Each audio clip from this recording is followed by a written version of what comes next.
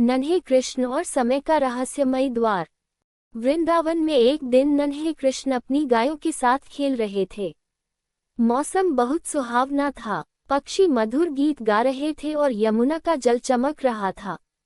तभी कृष्ण ने देखा कि जंगल के सबसे पुराने बरगद के पेड़ के पास एक अजीब सी नीली रोशनी दिखाई दे रही है।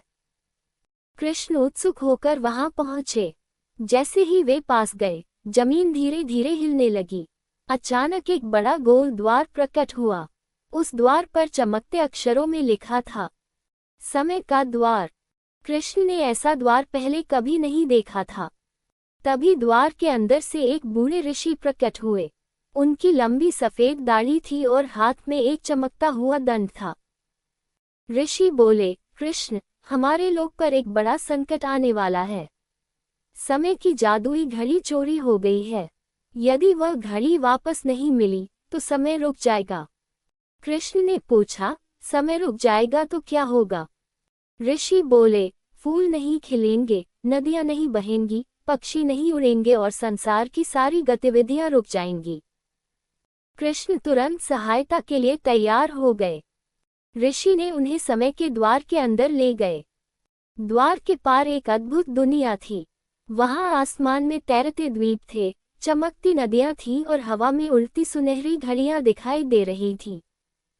लेकिन उस सुंदर दुनिया पर उदासी छाई हुई थी। लोग चिंतित थे क्योंकि समय धीरे धीरे धीमा पड़ता जा रहा था। कृष्ण ने समय की घड़ी की खोज शुरू की। रास्ते में उन्हें एक बोलने वाला तोता मिला। तोते ने कहा, मैंने चोर को काले पर्वत की दिशा में जाते देखा था। कृष्ण और उनके मित्र तुरंत उस ओर चल पड़े। यात्रा बहुत कठिन थी। उन्हें घने जंगलों, ऊंचे पहाड़ों और गहरी घाटियों से होकर गुजरना पड़ा। एक जगह उन्होंने देखा कि एक छोटी नदी का बहाव रुक गया है। मछलियां परेशान थीं। कृष्ण ने अपनी बांसुरी बजाई। बांसुरी की मधुर धुन सुनते ही नदी फिर से बहने लगी। सभी मछलियां खुशी से उछलने लगीं। आगे बढ़ते हुए वे काले पर्वत तक पहुंचे। वहां एक विशाल गुफा थी। गुफा के प्रवेश द्वार पर पत्थर की एक मूर्ति खड़ी थी। मूर्ति अचानक जीवित हो गई और बोली, जो भी अंदर जाना चाहता है, उसे 3 प्रश्नों का उत्तर देना होगा। पहला प्रश्न था, दुनिया की सबसे बड़ी शक्ति क्या है? कृष्ण ने उत्तर दिया, प्रेम। मूर्ति मुस्कुराई। दूसरा प्रश्न था, सबसे बड़ा धन क्या है? कृष्ण बोले, संतोष। मूर्ति फिर मुस्कुराई। तीसरा प्रश्न था, सबसे सच्चा मित्र कौन होता है? कृष्ण ने कहा, जो कठिन समय में साथ दे। तुरंत गुफा का द्वार खुल गया। अंदर एक लंबा सुरंग मार्ग था। दीवारों पर चमकते चित्र बने थे। चित्र समय की कहानी बता रहे थे। अचानक कृष्ण को एक चमक दिखाई दी। दूर एक सुनहरा कक्ष था। जब वे वहां पहुंचे तो देखा कि समय की जादुई घड़ी एक ऊंचे मंच पर रखी है। लेकिन उसके सामने एक विशाल काला अजगर बैठा था। अजगर ने कहा, मैं इस घड़ी की रक्षा करता हूँ। कृष्ण ने पूछा, तुमने इसे क्यों छिपाया है? अजगर उदास होकर बोला, क्योंकि लोग समय की कद्र नहीं करते। वे समय को व्यर्थ गंवाते हैं। इसलिए मैंने सोचा कि यदि समय ही न रहे तो लोग उसकी कीमत समझेंगे। कृष्ण ने शांत स्वर में कहा, गलती कुछ लोगों की हो सकती है, लेकिन उसकी सजा सबको नहीं मिलनी चाहिए। अजगर सोच में पड़ गया। कृष्ण ने आगे कहा, समय सबसे अनमोल उपहार है। उसका सही उपयोग करना चाहिए, लेकिन उसे छीन लेना समाधान नहीं है। अजगर को अपनी गलती समझ आ गई। उसने समय की घड़ी कृष्ण को सौंप दी।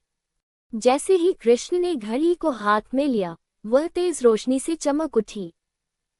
पूरे लोक में प्रकाश फैल गया। रुकी हुई नदियां फिर बहने लगी।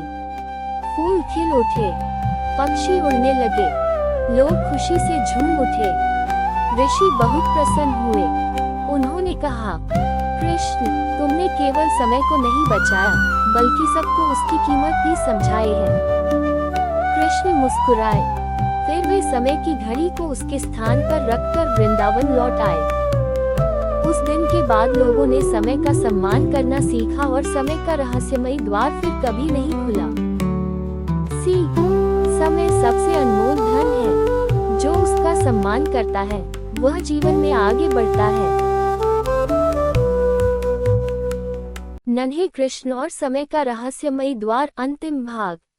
समय की जादुई घड़ी वापस अपने स्थान पर रख दी गई थी। पूरा समय लोग फिर से खुशियों से भर गया था। नदियां बह रही थीं, फूल खिल रहे थे और पक्षी मधुर गीत गा रहे थे। कृष्ण को लगा कि अब उनका काम पूरा हो गया है, लेकिन तभी समय की घड़ी अचानक फिर से चमकने लगी। पूरे महल में एक तेज प्रकाश फैल गया। ऋषि चिंतित होकर बोले, यह क्या हो रहा है? अचानक घड़ी के बीच से एक सुनहरी किरण निकली और आसमान की ओर चली गई। उसी समय एक पुरानी पुस्तक अपने आप खुल गई। उसमें लिखा था, समय की घड़ी तो मिल गई, लेकिन समय का हृदय अभी भी खोया हुआ है। सब लोग हैरान रह गए। कृष्ण ने पूछा, समय का हृदय क्या है? ऋषि बोले, बहुत वर्षों पहले समय की शक्ति को सुरक्षित रखने के लिए उसका हृदय एक गुप्त स्थान पर छिपा दिया गया था। यदि वह नष्ट हो गया तो समय फिर संकट में पड़ सकता है। कृष्ण ने तुरंत उसकी खोज शुरू करने का निर्णय लिया। पुस्तक में एक नक्शा छिपा था। नक्शा उन्हें समय लोक के सबसे पुराने स्थान अनंत घाटी तक ले जा रहा था। कृष्ण और उनके मित्र यात्रा पर निकल पड़े। रास्ते में उन्हें चमकते हुए पत्थरों का जंगल मिला। वहां हर पत्थर बीते समय की कोई घटना दिखाता था। कहीं बच्चों की हंसी दिखाई देती, कहीं पुराने त्योहार, कहीं लोगों की खुशियां। कृष्ण ने देखा कि समय केवल घड़ियों में नहीं, बल्कि यादों में भी बसता है। आगे बढ़ते हुए वे अनंत घाटी पहुंचे। घाटी के बीचों बीच एक विशाल क्रिस्टल का महल था।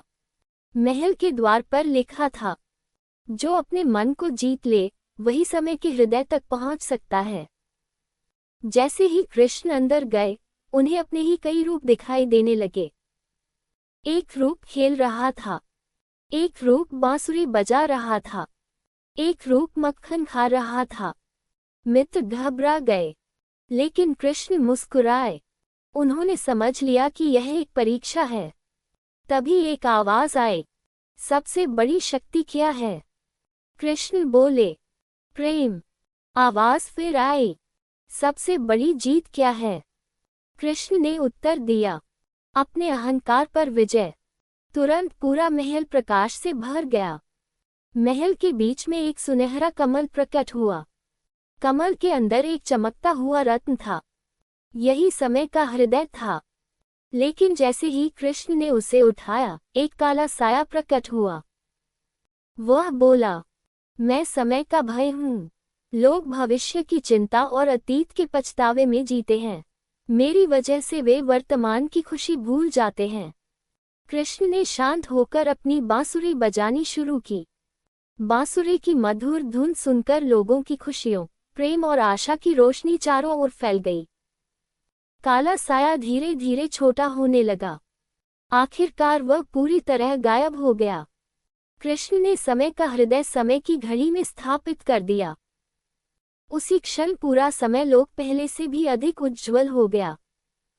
आकाश में इंद्रधनुष दिखाई दिया। फूलों की वर्षा होने लगी। ऋषि ने प्रसन्न होकर कहा, कृष्ण, अब समय हमेशा सुरक्षित रहेगा। उन्होंने कृष्ण को एक सुंदर सुनहरी बांसुरी भेंट की। कृष्ण ने विनम्रता से उसे स्वीकार किया। फिर समय का रहस्यमयी द्वार धीरे धीरे बंद होने लगा। जाने से पहले ऋषि बोले, जब भी कोई समय का सम्मान करेगा, उसकी मेहनत की कद्र करेगा और वर्तमान में खुशी से जिएगा, तब समय की शक्ति उसके साथ रहेगी। कृष्ण अपने मित्रों के साथ वृंदावन लौट आए। उन्होंने किसी को अपने साहसिक अभियान का घमंड करके नहीं बताया। वे पहले की तरह सबके साथ प्रेम से रहने लगे और इस तरह समय के रहस्यमय द्वार का रहस्य हमेशा के लिए समाप्त हो गया। कहानी की सीख, समय सबसे अनमोल धन है।